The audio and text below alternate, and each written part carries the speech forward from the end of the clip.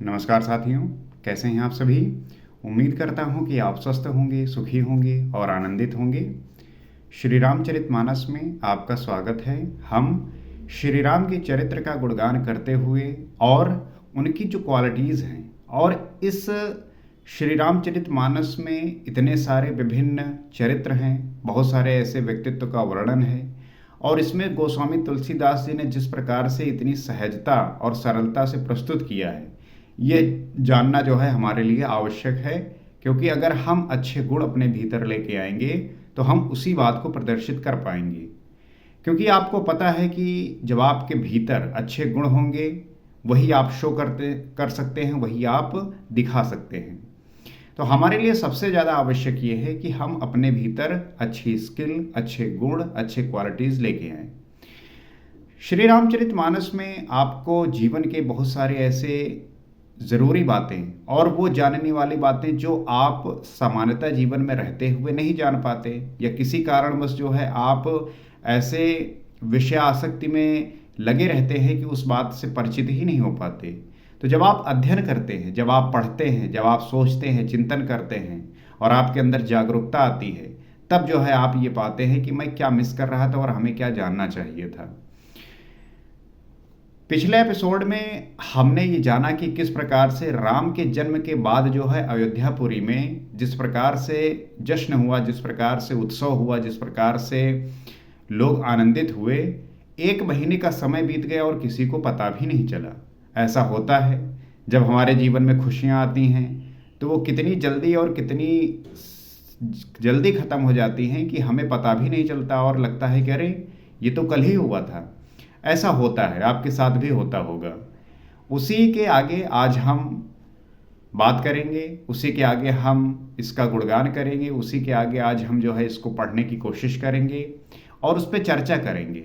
आप भी जो है सम्मिलित होइए, आप भी जो है अपनी बात को रखिए, बताइए कि कैसे जो है हम इस ग्रंथ को और अच्छी तरीके से जान के, समझ के अपने जीवन को एक सही दिशा दे सकते हैं।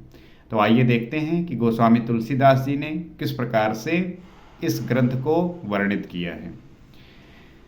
यह रहस्य काहू नहीं जाना, दिन मन चले करत गुणगाना, देखि महोत्सव सुरमुनि नागा, चले भवन बरनत निज भागा।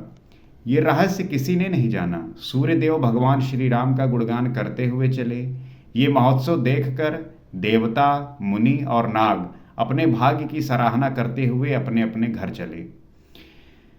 इस रहस्य को कोई जान नहीं पाया, इस रहस्य को कोई समझ नहीं पाया और सूर्यदेव जो भगवान श्री राम का ही गुणगान करते हुए चल रहे थे, ये महोत्सव देखकर देवता, मुनि और नाग अपने भाग्य की सराहना करते हुए अपने अपने घर चले।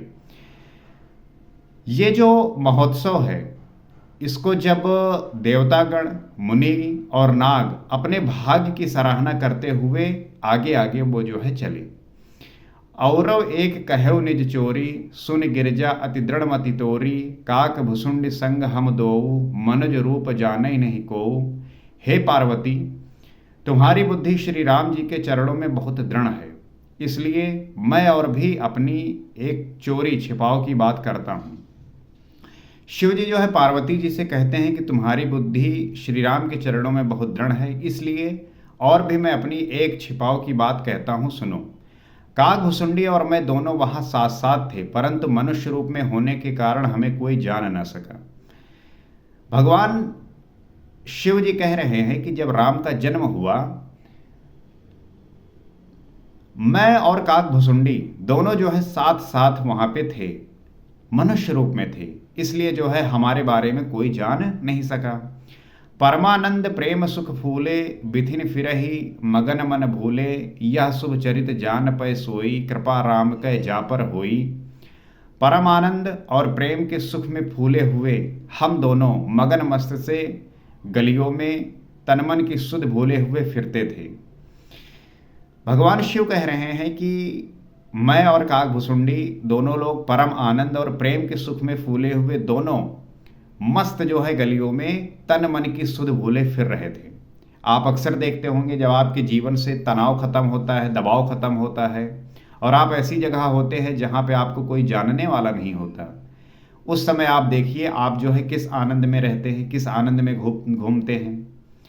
आप ऐसी गलियों से गुजरते हैं, आप ऐसे रास्तों से गुजरते हैं कि आप जो है बिल्कुल आनंद में मग्न रहते हैं, ना आपको तन की सुध रहती है, ना मन की सुध रहती है, बस आप बिल्कुल आनंद में चले जा रहे हैं।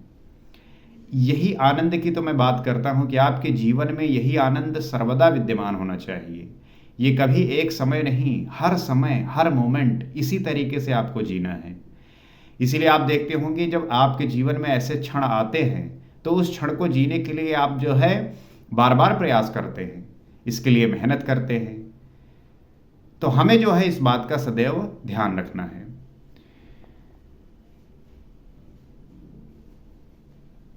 परमानंद, परंतु ये शुभ चरित्र वही जान सकता है जिस पर श्री राम की कृपा हो। ये शुभ चरित्र तभी कोई जान सकता है, तभी समझ सकता है जिस पर श्री रामचंद्र जी की कृपा हो।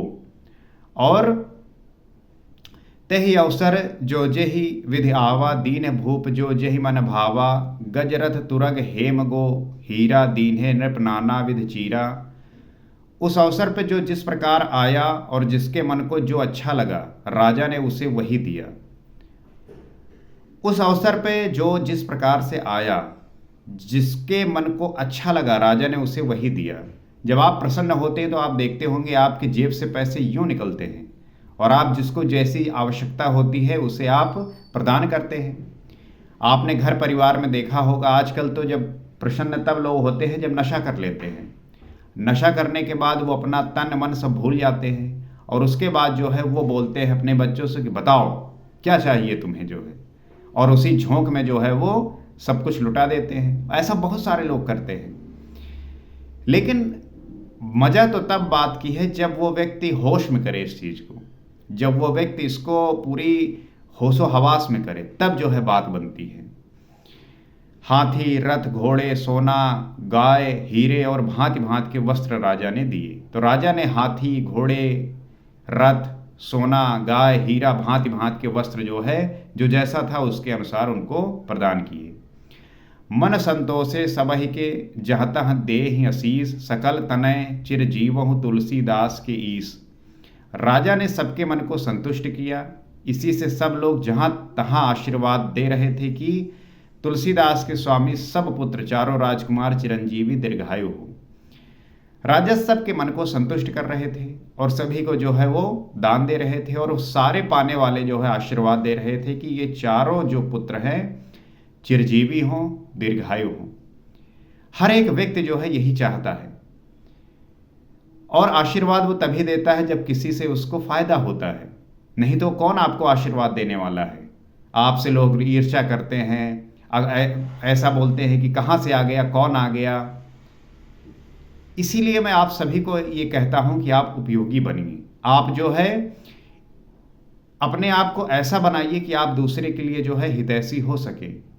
अगर हितैषी नहीं हो पाएंगे तो आपको जो है कोई पूछेगा नहीं, आपको कोई जानेगा नहीं और ना ही आपको कोई आशीर्वाद देने वाला है। कछुक दिवस बीते एहि भांति, जात न जाने दिन अरु राति, नाम करण कर अवसर जानी, भूप बोल पठे मुनि ज्ञानी। इस प्रकार कुछ दिन बीत गए, दिन और रात जाते हुए जान नहीं पड़ते। तब नामकरण संस्कार का समय जानकर राजा ने ज्ञानी मुनि श्री वशिष्ठ जी को बुला भेजा। ऐसे होते करते कई दिन बीत गए, रात दिन का पता नहीं चल रहा है। तब जो है नामकरण की संस्कार को लेके जो है राजा ने ज्ञानी मुनि श्री वशिष्ठ को बुला भेजा। आपके यहाँ भी नामकरण होता होगा, आप भी जो है किसी ऐसे व्यक्ति को जो है आमंत्रित करते हैं जिसको जो है सारी बातों का ज्ञान हो, समझ हो। उसी प्रकार से मुनि वशिष्ठ को जो है राजा ने बुला भेजा। कर पूजा भूपति यस भाषा, धरई नाम जो मुनि गुण राखा, इनके नाम अनेक अनूपा, मैं नृप कहब स्वमति अनुरूपा। मुनि की पूजा करके राजा ने कहा, हे मुनि, आपने मन में जो विचार रखे हो वो नाम रखिए। मुनि ने कहा, हे राजन, इनके अनेक अनुपम नाम है, फिर भी मैं अपनी बुद्धि के अनुसार कहूँगा। राजा ने मुनि से कह दिया कि आपने जो भी विचार कर रखा है उसे आप बताइए, नाम रखिए। तो मुनि ने कहा वशिष्ठ जी ने कि ऐसे तो इनके बहुत सारे नाम हैं, लेकिन मैं उनके वो नाम बताता हूँ जो सभी के लिए कल्याणकारी होंगी। जो आनंद सिंधु सुखराशि सीकर ते त्रिलोक सुपासी, जो सुखधाम राम असनामा अखिल लोकदायक विश्रामा। ये जो आनंद के समुद्र और सुख की राशि हैं, जिस आनंद सिंधु के एक कण से तीनों लोग सुखी होते हैं, उन आपके सबसे बड़े पुत्र का नाम राम है, जो सुख का भवन और संपूर्ण लोगों को शांति देने वाले हैं। राम नाम का जप करते करते लोगों का जो है भवसागर से पार हो जाते हैं, मोक्ष को प्राप्त हो जाते हैं। तो ऐसा नाम जो है वशिष्ठ जी ने राजा दशरथ को कहा कि आपके बड़े पुत्र का नाम जो है राम होगा, क्योंकि वो आनंद के समुद्र और सुख की राशि हैं, जिनके आनंद सिंधु के एक कण से तीनों लोक जो है सुखी होता है और सुख का भवन और संपूर्ण लोगों को जो है शांति देने वाले हैं। विश्व भरण पोषण कर जोई, ताकर नाम भरत अस होई, जाके सुमरन तेर पुनासा, नाम शत्रुघ्न वेद प्रकाशा। जो संसार का भरण पोषण करते हैं, उन आपके दूसरे पुत्र का नाम भरत होगा। संसार का जो भरण पोषण करते हैं, वो दूसरे पुत्र का नाम भरत होगा, जिनके स्मरण मात्र से शत्रु का नाश हो जाए। उनके वेदों में प्रसिद्ध शत्रुघ्न नाम है। जिनके नाम मात्र से स्मरण करने से शत्रु का नाश हो जाए, ऐसे जो है शत्रुघ्न का नाम होगा। लक्ष्मण धाम राम प्रिय, सकल जगत आधार, गुरु वशिष्ठ ते ही राखा लक्ष्मण नाम उदार। जो शुभ लक्षणों के धाम श्री राम जी के प्यारे और सारे जगत के आधार हैं, गुरु वशिष्ठ जी ने उनका लक्ष्मण ऐसा श्रेष्ठ नाम रखा। और शुभ लक्षणों के जो धाम हैं, श्री राम जी के जो प्यारे हैं, सारे जगत के जो है आधार हैं, गुरु वशिष्ठ ने उनका लक्ष्मण नाम रखा। तो सारे पुत्रों का जो है नाम वशिष्ठ जी ने अपनी बुद्धि से विचार कर रखा, जो कि बहुत कल्याणकारी और सुखद देने वाले हैं। राम तो ऐसा नाम जो आपको भवसागर से पार करा दे। भरत जो आपका भरण पोषण करते हुए इस नाम को प्रभावी बनाए, और जो जिसका नाम स्मरण करने मात्र से ही शत्रुओं का नाश हो जाए, और जो सब लक्षणों के धाम हो, राम जी के प्यारे हों, सारे जगत के आधार हों, उनका नाम लक्ष्मण हो। तो राम, भरत, लक्ष्मण और शत्रुघ्न, ये जो है नाम वशिष्ठ जी ने राजा को बताए। नाम के लिए आप देखते होंगे कई परिवार में अलग अलग तरीकों का मत होता है। बहुत लोग आप देखते होंगे कि पुराने जो लोग होते हैं वो चाहते हैं कि उनके बच्चों का नाम जो है, उनके नातियों का नाम उनके अनुसार हो, थोड़ा पुराना नाम हो, क्योंकि वो उसी प्रकार से सोचते हैं। लेकिन ये समय के साथ जो है बदला है। अब जो है लोगों का नाम अलग अलग तरीके से होता है। लोगों का नाम नए के जमाने के हिसाब से है। आपको क्या लगता है कि कैसा नाम होना चाहिए? कोई ऐसा जो आध्यात्मिक हो, कोई ऐसा जो सांसारिक हो, कोई ऐसा जो प्रचलन में हो, कोई ऐसा जो फिल्मी हो, कोई ऐसा नाम जो व्यवहारिक जीवन में लोग उसको उपयोग करते हों। किस प्रकार का नाम होना चाहिए? आपको क्या लगता है? आप भी बताइए। और क्या आपने ऐसा कोई नाम सुना है जो बड़ा ही विचित्र रहा हो, आप उस नाम को सुनकर काफ़ी आश्चर्यचकित हुए हों? और ऐसे भी नाम बहुत सारे होते हैं कि नाम तो बड़ा अच्छा होता है लेकिन उनके कार्य बड़े उल्टे होते हैं। लेकिन बहुत सारे ऐसे लोग होते हैं कि उनका जो है नाम उल्टा होता है, कार्य बड़े अच्छे होते हैं। तो नाम व्यक्ति का आधार बनते हुए वो व्यक्ति का आचरण कैसा है, हमें इस बात पे गौर करना है। किसी व्यक्ति का नाम बहुत बुरा होता है लेकिन आचरण इतना अच्छा होता है कि वो आचरण से उस नाम की प्रसिद्धि हो जाती है। और बहुत व्यक्ति ऐसे होते हैं कि नाम बहुत शुभ होता है, सुंदर होता है, लेकिन उनका आचरण इतना बुरा होता है कि उससे जो है उनको वो जो है गाली खाते हैं, कह लीजिए एक तरीके से। उनकी जो है प्रशंसा होती नहीं है। तो नाम से नहीं बल्कि आपके कर्म से जो है प्रशंसा होती है। लेकिन नाम को लेके बहुत सारे लोग अलग अलग तरीके से बातें बनाते हैं कि मेरा नाम ऐसा होना चाहिए, मेरा नाम इस प्रकार से होना चाहिए। लेकिन नाम नहीं, आपके व्यक्तित्व से जो है आपका नाम बनता है। तो मुझे आशा है कि आप जो है इस कथा का आनंद ले रहे होंगे और इसके रसपान करते हुए अपने जीवन को एक सही दिशा देने का प्रयास कर रहे होंगे। इस चैनल पे हम इसी प्रकार से नित्य बात करते हैं, चर्चा करते हैं, हर उस सीख को जानना चाहते हैं जो हमारे लिए आवश्यक है। तो आप इस चैनल से जुड़ सकते हैं और उन व्यक्तियों तक भी इसको ले जा सकते हैं जिनको ये जानना आवश्यक हो जाता है कि उनके जीवन का प्रमुख उद्देश्य क्या है होना क्या है, जानना क्या है। इससे जो है वो जीवन में एक अच्छा दिशा प्राप्त करते हुए अपने जीवन को परिवर्तित कर सकेंगे। आज इतना ही, अगले एपिसोड में आपसे फिर मुलाकात होगी। सीताराम।